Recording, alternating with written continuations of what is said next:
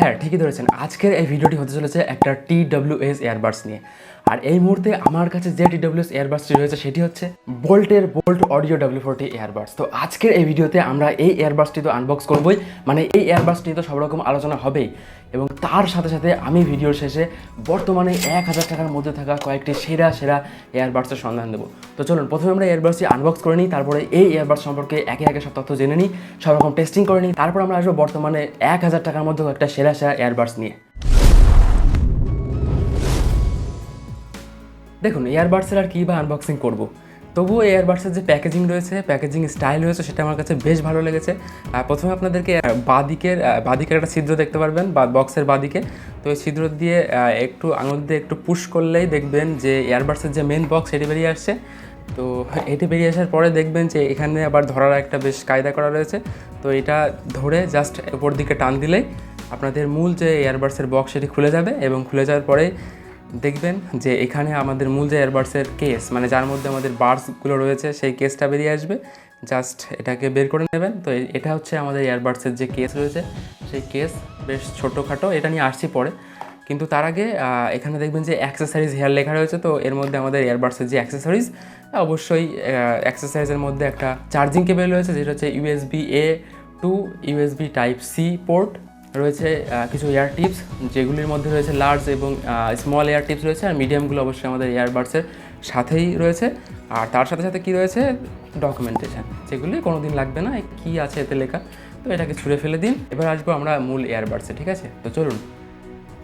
দেখুন, first of all এই এয়ারবাডসের যে কেস রয়েছে, যদি আমরা এই কেসের দিকে আসি, তাহলে কেসটা কিন্তু ছোটোখাটো, বেশ কম্প্যাক্ট, একটা হাতের মধ্যে চলে আসবে এরকম একটা কেস রয়েছে।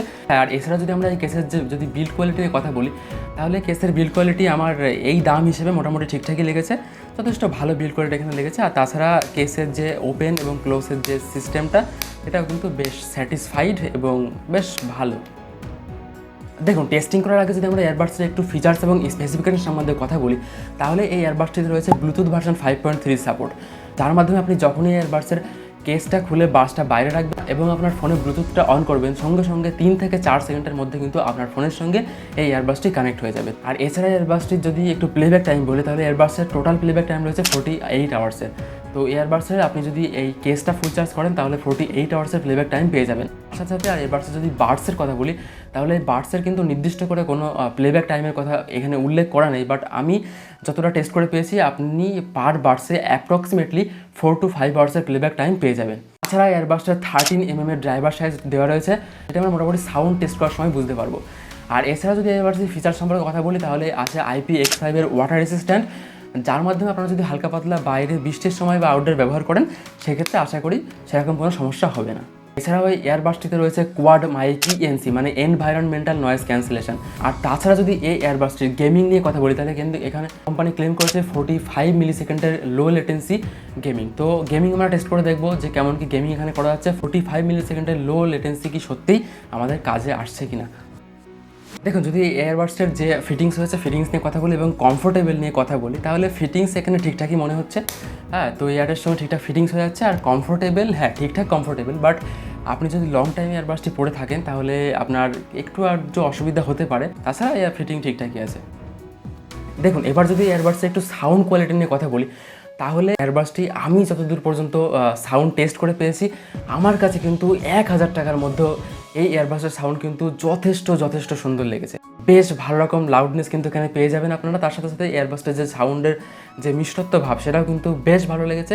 আর ভোকাল ঠিকঠাক লেগেছে, মানে সব কিছু একটা ব্যালেন্স লেগেছে, সুন্দর লেগেছে। এছাড়া যদি এয়ারবাডসের মানে একটা জিনিস আমার একটু অন্যরকম লেগেছে, সেটি হচ্ছে ব্যাস অনেকের পছন্দ, বাট আপনি এই এয়ারবাডসটাতে একটু ব্যাস ওভার পাওয়ার পেয়ে যাবেন। তো যারা ব্যাস লাভার, মানে যারা ব্যাস যুক্ত গান শুনতে খুব পছন্দ করেন, তার জন্য তো এয়ারবাডসটা একদম পারফেক্ট। আর তাছাড়া যারা একটু সাউন্ডের দিকে বেশি ফোকাস করেন, তাদের কিন্তু একটু মানে অন্যরকম মনে হতে পারেন, কারণ ব্যাসের জন্য এখানে কিছুটা হলেও যে মেন যে সাউন্ডের ভোকাল, সেটা একটু সমস্যা হতে পারে।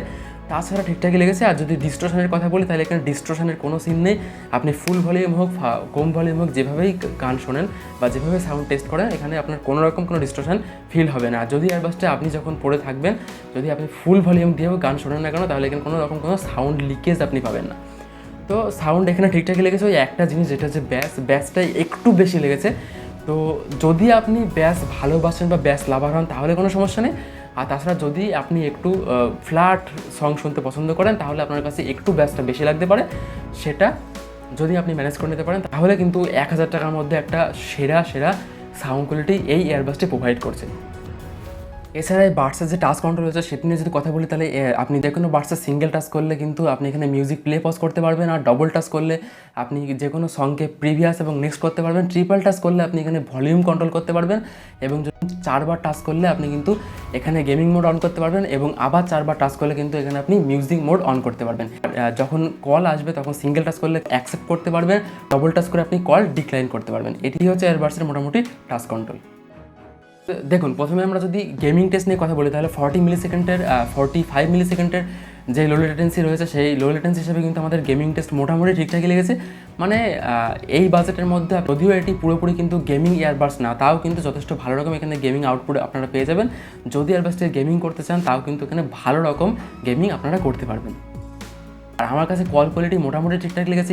ইনডোরে থেকে যদি আপনি কল করেন তাহলে কিন্তু যথেষ্ট ভালো রকম আপনি এখানে পারফরমেন্স পেয়ে যাবেন। আর যদি আউটডোরে থেকে কল করেন, মানে খুব ভিড়ভাট্টার মধ্যে যদি কল করেন তাহলে আপনার মোটামুটি সমস্যা একটু হতে পারে, বাট ঠিকঠাক এর মধ্যে 1000 টাকার মধ্যে মোটামুটি ঠিকঠাক লেগেছে। দেখুন, এটা ছিল আমাদের এয়ারবাডসের মোটামুটি রিভিউ, মোটামুটি টেস্টিং এবং সমস্ত কিছু কিন্তু নিয়ে আলোচনা করলাম। এবার আমি ভিডিওর প্রথমে বলেছিলাম যে আপনাদের 1000 টাকার মধ্যে বর্তমানে একটা সেরা এয়ারবাডসের সন্ধান দেবো, এবং সেগুলোর সম্বন্ধে যদি একটু কথা বলি তাহলে আমি 3টি এয়ারবাডসের কথা আপনাদের সঙ্গে বলবো। তার মধ্যে প্রথমে অবশ্যই আজকের ভিডিওতে আমি যে এয়ারবাডস নিয়ে কথা বললাম সেটি হচ্ছে বোল্ট অডিও W40।